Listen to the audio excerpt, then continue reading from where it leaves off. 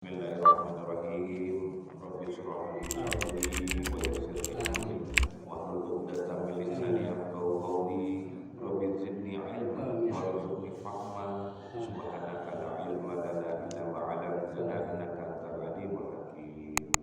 Bapak-bapak, ibu-ibu, jemaah Masjid Baitul Anwar yang dimuliakan oleh Allah yang beriman, semoga Allah merahmati kita di 10 hari pertama bulan Ramadan ini.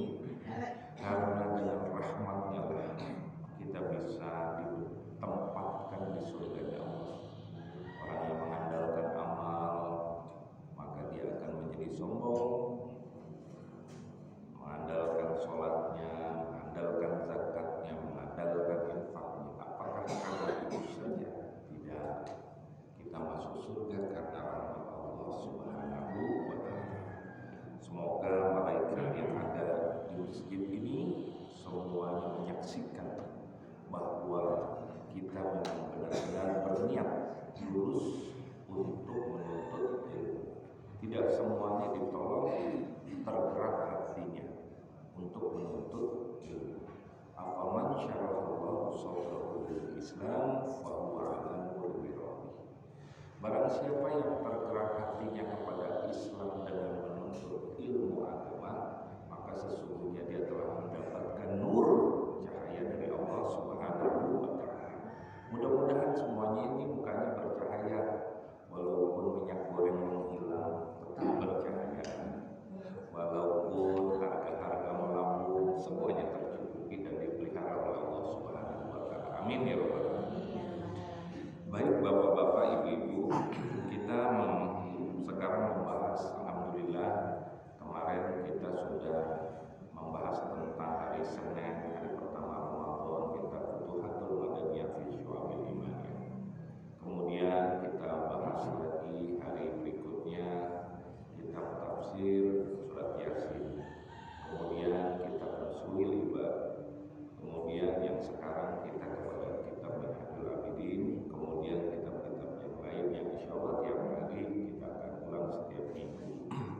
Sehingga kita punya silabus 12. Pada hari ini kita akan meneruskan tentang kitab Minhajul Abidin yang adalah merupakan karya Imam Al-Ghazali, Hujjatul Islam.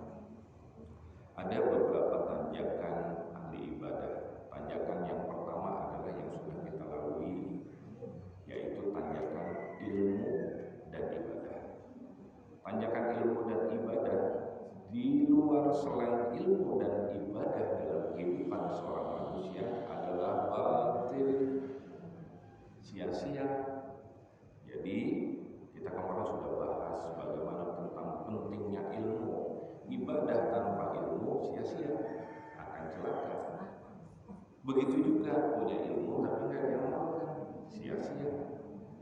Ilmu adalah porosnya. Kalau diumpamakan pohon dan akarnya itu adalah ilmu, buahnya dan dahan-dahannya adalah ibadah. Seperti itu.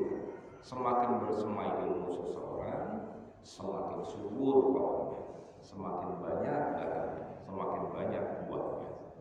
Nah, sekarang kita masuk tanjakan yang kedua yang kemarin sudah beberapa minggu yang lalu sudah kita bahas, yaitu tentang bab tanjakan berikutnya, yaitu tentang taubat. Kita hampir selesai tentang bab taubat, itu tak terasa. Bismillahirrahmanirrahim.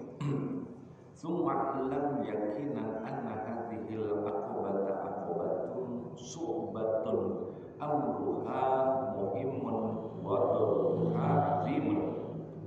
Kemudian ketahuilah dengan yakin bahwa tahapan ini, maksudnya tahapan taubat, adalah tahapan yang berat masalahnya, banyak godaannya. Menunda-nunda taubat tak terasa untuk tos copot, tos jadi ongkok, kulit keriput, mata lamur, rambut sudah ubanan tapi belum sempat taubat, masih hoyongnya dong, sudah ubanan, masih kena nafsu, masih kena dalam maksiat, tidak mau bertobat kepada Allah. Falaqad balagona anil ustadi Abi Ishaqil Isfaraini rahimahullah wa kana minar rasikhina fil ilmil amilina bihi. Sungguh telah sampai kepada kami dari Al-Ustaz yaitu Syekh Abu Ishaq Isfaraini rahimahullah, dan adalah beliau termasuk orang yang ahli dalam hal keilmuan lagi pengamal dengannya. Dia suka ibadah, dia suka melakukan suatu perbuatan-perbuatan baik yang terus menerus dan mengamalkan ilmunya. Annahu qala, bahwasanya beliau berkata, da'autullaha subhanahu thalathina sanatan, aku berdoa kepada Allah subhanahu wa ta'ala selama 30 tahun, ayyarzuqani taubatan nasuha, agar dia merezekikan kepadaku taubatan nasuha. Bayangin, orang yang berilmu, orang yang merupakan guru yang dihormati, terus memohon dikaruniakan rizki terhadap taubatan nasuha. Ali urang banyak dosa, teboga ilmu, maksiat terus, nggak mau bertobat. Bagaimana jalannya kasih sayangnya Allah kepada kita? Tsumma ta'ajjabtu fi nafsi faqultu subhanallahu hajatan da'autullaha fiha thalathina sanatan fama qudiyat ilayya ana. Kemudian aku terheran-heran, maka diriku, lalu aku berkata, Maha suci Allah, kebutuhan yang aku mohonkan kepada Allah terhadap hal itu selama 30 tahun, lalu hal itu tidak dikabulkan untukku hingga sekarang ini, masih kurang saja. Bapak-bapak, ibu-ibu, Nabi Muhammad SAW adalah Nabi yang dijaga dari perbuatan-perbuatan yang tidak mungkin dilakukan oleh seorang Nabi. Kesucian, dijamin ampunannya, tetapi Nabi Muhammad tetap beristighfar, memohonkan ampun atas dirinya. Fara'aitu fima yaran naimu ka'anna qailan yaqulu li atata'ajjabu min dzalika atadri madza tas'alullaha innama tas'alullaha subhanahu ayyuhibbaka. Lalu aku melihat pada satu kondisi yang serupa dengan yang dilihat oleh orang tertidur. Seolah ada seorang berkata kepadaku, apakah engkau heran dari kejadian yang kamu alami itu? Apakah engkau tahu apa yang harus kamu minta kepada Allah? Sesungguhnya engkau hanyalah harus memohon kepada Allah Subhanahu agar Dia mencintai. Maksudnya bapak-bapak, ibu-ibu, kita ini disamakan dengan orang tertidur, gak sadar-sadar bahwa diri ini penuh dengan maksiat, penuh dengan dosa. Mau sampai kapan? Menjelang ajal menjemput, malaikat Israel datang, masih juga memikirkan tentang villa yang ada di puncak, masih juga memikirkan tentang kambing yang ada di kandang, masih juga memikirkan tentang hal-hal yang bersifat duniawi yang akan ditinggalkan oleh dirimu. Kamu tidak juga bergegas menuju kepada taubat, seolah-olah kau tertidur. Sadar wahai manusia, tidakkah kita pernah mendengar amal sami'ta qaulahu jalla jalaluhu innallaha yuhibbut tawwabina wa yuhibbul mutatahhirin. Itu ada di dalam surat Al-Baqarah ayat 222 yang ketika kita wudu kita doa juga kan. Sesungguhnya Allah menyukai orang-orang yang taubat dan menyukai orang-orang yang mensucikan dirinya. tidak ada mungkin seorang makhluk maksum seperti halnya Rasul, Nabi Muhammad dan nabi-nabi Allah yang dipelihara oleh Allah itu maksum, terpelihara dari dosa. Nah kita tahu Allah itu, tahu kita itu mudah sekali terperosok dalam hal nafsu, syahwat. Kemudian kita bersekutu sesekali dengan setan, padahal sudah dijelaskan inna syaitan lakum aduwwun mubin. Sesungguhnya setan itu adalah musuh yang nyata bagi manusia. Tapi kenapa kamu memperturutkan matamu jelalatan melihat cewek pakai pakaian ketat, perempuan yang bukan hakmu, dengan syahwat mata melotot sambil bersiul swir-swir itu? Atau sekarang melihat dengan memakai handphone, naudzubillah, bagaikan pisau bermata dua, ada manfaat, ada kerugian. Tetapi yang dilihat cenderung dengan syahwat, naudzubillah summa naudzubillah. Adakah hal ini merupakan suatu kebutuhan yang gampang bagi kita? Maka perhatikanlah para imam dan pada semangat mereka dan ketekunan mereka yang terus-menerus melafazkan kata-kata istighfar, astagfirullahaladzim, atau rabbighfirli walidayya. Nabi Adam cuma sekali melakukan kesalahan, sekali, itu pun karena nafsu. Kata Allah di dalam surat Al-Baqarah, jangan kau dekati pohon ini, tetapi dengan bujuk rayu setan dia mendekat, ditipu daya setengah mati, akhirnya dia makan buah yang terlarang itu. Lantas Allah berkata, hai Adam, sukakah kau bertetangga dengan diriku? Jelas ya Allah, tapi aku tidak suka melihat orang yang bertetangga. Keluar, maka diturunkan Adam dan Hawa dari surga karena terpedaya oleh hawa nafsu dan syaitan. Turun 200 tahun. Rabbana zalamna anfusana wa illam taghfir lana wa tarhamna lanakunanna minal khasirin.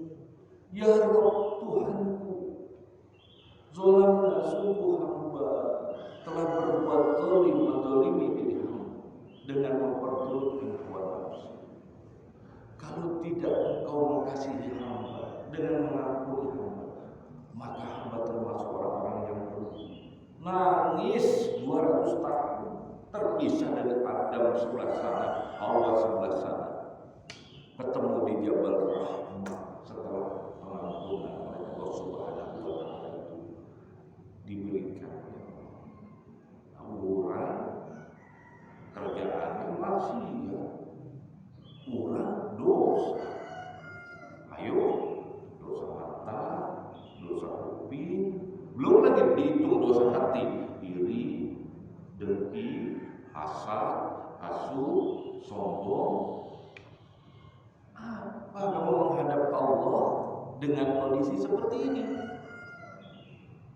Mengukur diri. Ayo, artinya kita disuruh contohlah para imam, terus bertobat dengan tekun setiap hari tanpa ada sedikit pun rasa sombong, rasa cukup dengan amal ibadah. Ini ada orang mabuk masuk ke masjid, mau tobat, datang orang yang sering ke masjid, tumben ke masjid, tobat keningan ente, undung terjadi ke masjid, mabok cekek botol dari kita. Justru kita menghalangi orang-orang untuk bertobat, rangkul orang-orang yang mau bertobat itu. Karena jangan sampai kita menjadi gajah di depan mata kelihatan, semut di ujung pulau tidak terlihat. Akhirnya yang ada sibuk aja ngurusin kesalahan orang. Zaman sekarang ini, zaman orang-orang Indonesia itu apa aja diomongin, apa aja diomongin, dibuat hoax, fitnah. Dosanya Masya Allah. Itu yang mau kamu andalkan untuk menghadap Zat yang Maha Suci.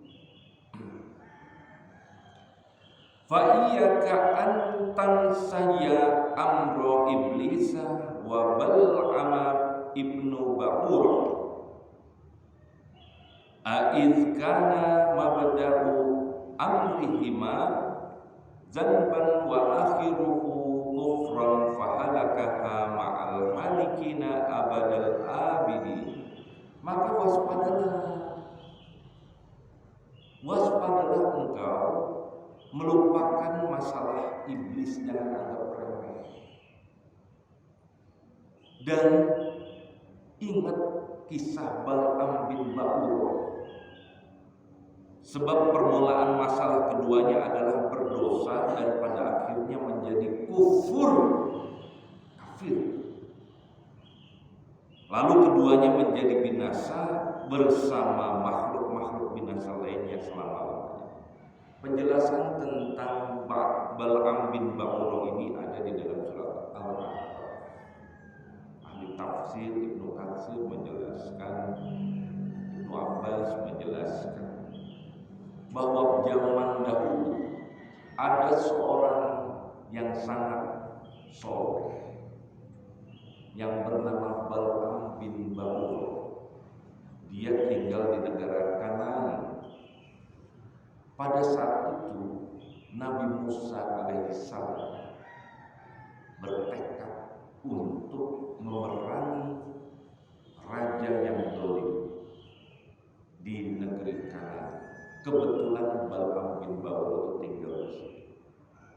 Dia itu mempunyai ismu azam karena dekatnya dengan seagama dengan Nabi Musa. Dipanggil, sini, kata raja, kamu doain Nabi Musa agar gak bisa masuk ke negara Kanaan. Gimana caranya? Tidak mungkin ya rajaku. Kenapa gak mungkin? Karena dia seagama denganku, kata ulama tadi. Doanya dikabul sama Allah asal dia berdoa. Kalau begitu, kamu aku siksa. Maka dibuatlah sebuah bentangan salib, diancam.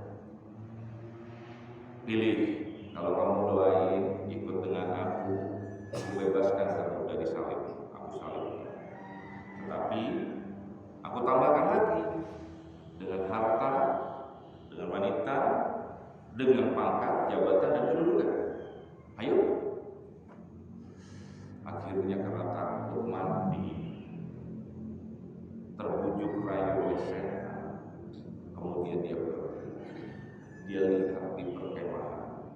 Pada saat itu Bani Israil sudah siap. Dia berdoa kepada Allah karena punya ismu agung tadi. Dikabul doanya. Makanya ada kisah Nabi Musa itu muter-muter selama 40 tahun. Banyak yang mati kelaparan. 40 tahun di padang pasir, balik diri kan dia. Akhirnya Nabi Musa dan Nabi Harun sampai akhir hayatnya pada saat menjelajahi mau selama 40 tahun. Sebelum meninggalnya Nabi Musa berkata, ya Allah, kenapa aku seperti ini? Sebenarnya engkau didoakan dan aku berdoa daripada Bal'am bin Ba'ur.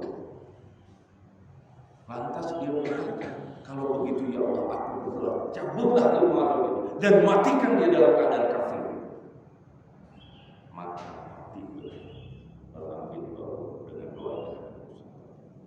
Nah, bapak-bapak, ibu-ibu, kalau kita melihat kenapa sampai tergadaikan hari ayeuna mah banyak ulama banyak tapi musuhin agamanya lira. Betul? Umat dibuat bingung, kayak masuk angin, bulu dikerok. Aduh. Fa'alaika rahimakallahu bitayakuzi wal juhdi asa an taqla'a min qalbika araqa hadal israri wa tukhallisa wa qabataka min hadhil awzari. Maka semestinya bagimu, semoga Allah mengasihimu, untuk senantiasa sadar dan berusaha sungguh-sungguh, dan semoga saja kau dapat mencerabut dari hatimu berbagai akar kegelimangan dosa. Dosa nikmat. Coba kalau mau jalan ngaji, betul? Banyak aja alasannya. Tapi ada jalan-jalan ke diskotik, kalau orang udah senangnya begitu, gampang setengah. Yuk kan, kita ngaji, awas. Alasannya, macam-macam. Nenek sakit, alasannya ini dan itu.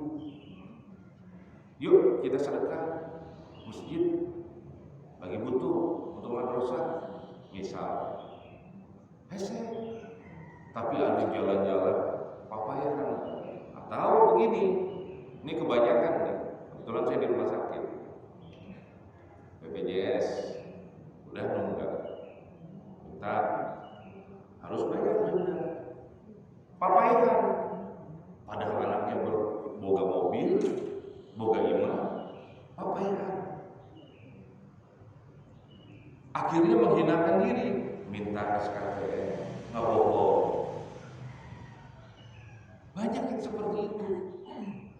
Untuk orang tua yang sedang terbujur sakit pun terhalang untuk berbuat beramal. Kenapa? Karena itu. Begitu orang tuanya mati, nangis, ngegerumpang kuat-kuatnya. Tamimah melakukan apa namanya? Istilahnya itu nangis yang sekencang-kencangnya yang dilarang oleh Rasulullah SAW.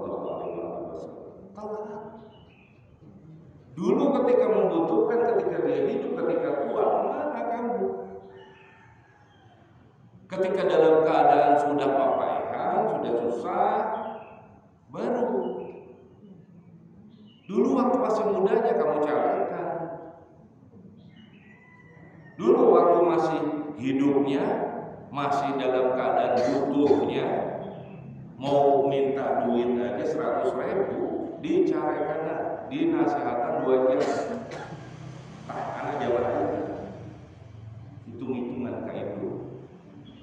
Padahal ibunya dulu diberakin, punten lagi, dibawa waktu kecil, digendong-gendong, lagi kencingin cerot.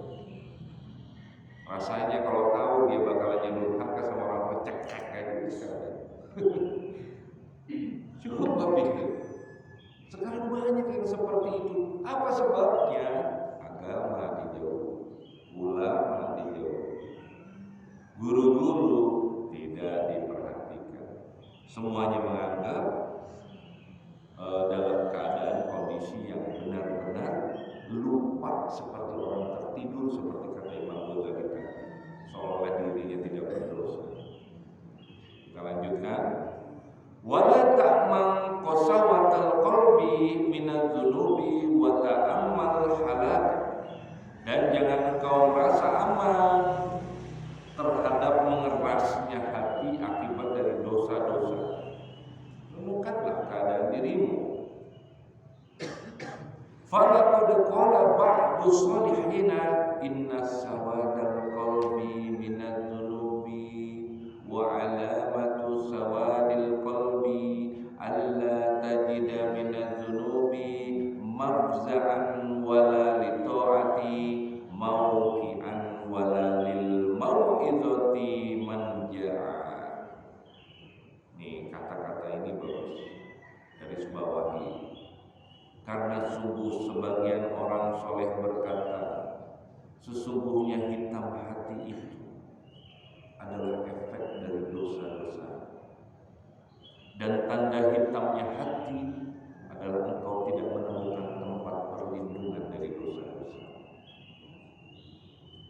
dan tidak ada tempat berpijak untuk ketaatan. Allah, nggak ada nikmat. Baca Quran, nggak ada musuh. Diajak ibadah susah. Itu karena dosa-dosa. Tanda-tanda ini kenali oleh diri. Ketika sholat benar susah nyambung. Doa untuk netes air mata, manisnya ibadah itu tidak terasa. Manisnya iman berdekatan dengan Allah itu tidak terasa sama sekali. Seperti benda mati saja, seperti robot yang diharuskan sholat, ya sholat, tapi tidak ada nikmat. Hati-hati, ini akibat dosa diri kita. Hati-hati.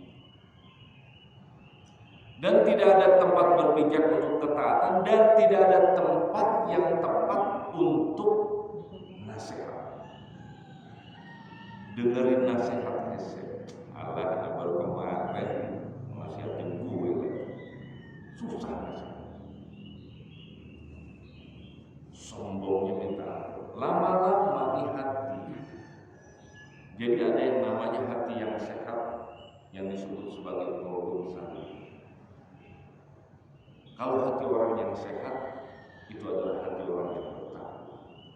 Itulah yang digambarkan oleh Allah ketika tersebut nama Allah bergetar hati. Itu hati yang sehat, rindu, mahabbah. Kalau orang sekarang banyak mencerca agama, banyak mencerca Nabi Muhammad, banyak mencerca agama ini, karena hatinya yang sudah sakit, parah sakit. Kemudian ada hati yang sakit.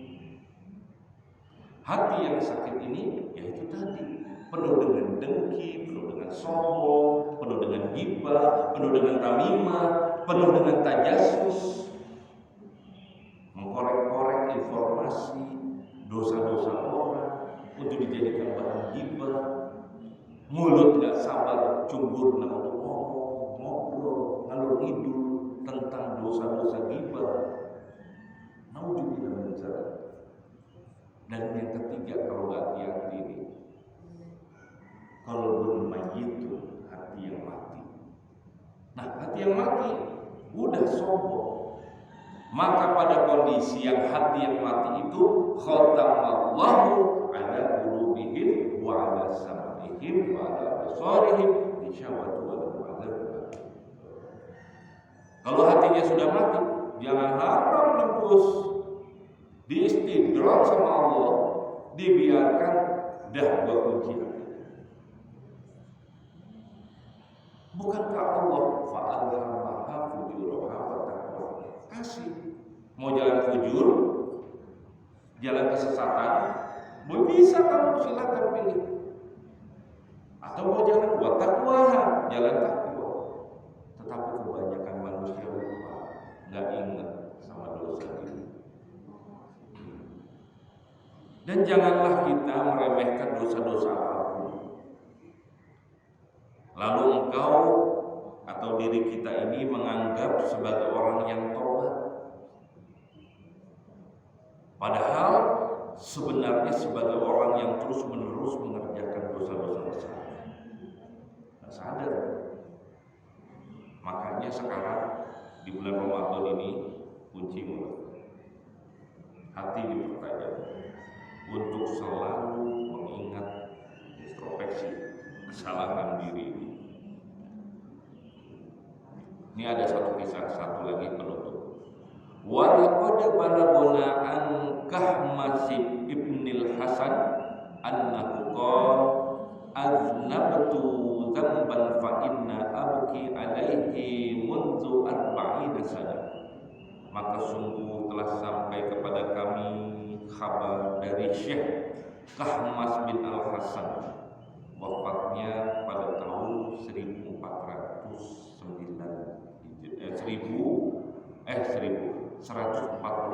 Hijriah. Bahwasanya beliau berkata, aku berdosa dengan satu dosa. Lalu aku menangis atas dosa itu selama 40 tahun. Apa dosanya? Qila ma huwa ya Aba Abdillah. Orang bertanya, dosa apa yang membuat dirimu menangis selama 40 tahun? Qala dzarani akhulli fillahi fashtaraitu lahu samakan fa'akala thumma qumtu ila haiti jari fa'akhadtu minhu qit'ata tinin faghassala biha yadahu. Beliau berkata, seorang saudaraku mengunjungiku karena Allah pada saat itu. Lalu aku senang, aku beli ikan untuk, kemudian aku masak, aku sajikan dengan sajikan yang terbaik. Lalu saudaraku makan dengan lahap, aku senang sekali. Kemudian setelah mau selesai makannya, aku bangkit, kemudian aku menuju ke pekarangan tetangga. Setelah itu aku mengambil segumpal tanah dari tanah tetangga. Kemudian saudaraku itu membersihkan tangannya dengan tanah itu tanpa aku meminta izin dari yang punya pekarangan. Karena dosa ini 40 tahun dia menangis. Ini ulama-ulama zaman dulu, Masya Allah, saking takutnya berbuat dosa-dosa kecil. Hari kita mah tanpa minta izin, ngomongnya juga ketika datang tuh, kan minta air ya, padahal orangnya ambil, jawab sendiri. Ambil satu ya. Sekarang kalau kita lihat semuanya itu dihisab.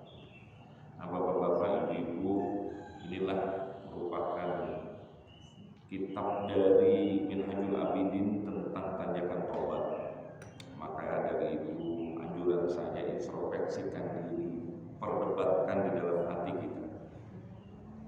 Segeralah bertobat dan bergegaslah, karena sesungguhnya ajal itu tersembunyi, kita nggak tahu. Sedangkan dunia itu tipuan, topeng. Dunia itu adalah sandiwara. Innamal hayatad dunya illa la'ibun wa lahu. Sesungguhnya kehidupan di atas dunia itu tidak lain hanyalah permainan dan senda gurau. Tertipu dengan tulul amal, hoyong iya. Akhirnya maksiat terus, dosa terus. Padahal ajal tersembunyi, kita nggak tahu. Ada yang tahu sekarang? Saya meninggal tanggal 13 November tahun 2030. Ada yang tahu? Ada yang tahu? Semua tersembunyi. Yang ditakutkan adalah pada saat melakukan maksiat itu, cekek, malaikat Israel datang mencabut nyawa. Banyak kan contoh seorang lelaki diem-diem pergi ke hotel sama WTS, makan obat kuat dicampur bir. Ketika dalam keadaan maksiat dicabut, mati. Coba pikir, nggak takutkah dengan kondisi ini? Sehingga diri kita ini, ya Allah, aku akan segera untuk segera bertobat. Karena nafsu dan setan itu jelas ada musuh. Walaupun nafsu itu ada di dalam diri, yang tersembunyi di dalam darah, tetapi kita harus tahu tentang tipu daya nafsu dan bersyukurlah kepada Allah Subhanahu wa Ta'ala tiap hari dan memohon sepenuh hati kepadanya. Alhamdulillahirabbil alamin. Sudah bulan kita bahas tentang kitab Minhajul Abidin. Insyaallah